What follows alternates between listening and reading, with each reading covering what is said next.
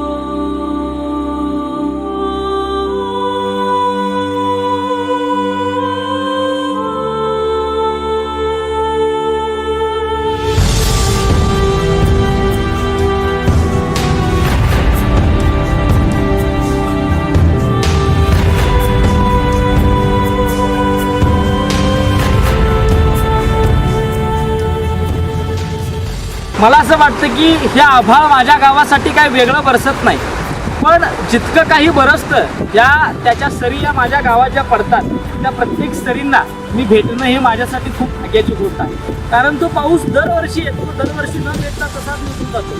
तो भेटायला येतो पण आपण त्याला भेटत नाही, पण त्याला भेटणं हे गरजेचं आहे. आणि हे गावातलं जगणं आपण असं नवीन नवीन टप्प्याटप्प्यानं तुम्हाला दाखवत राहूच आणि तुम्ही ते बघाल. अजून तुम्ही माझ्या चॅनलवर असाल विश्वास पाटील कोल्हापूर या चॅनेलला लाईक करा, शेअर करा आणि सबस्क्राईब करा आणि भेटत राहू.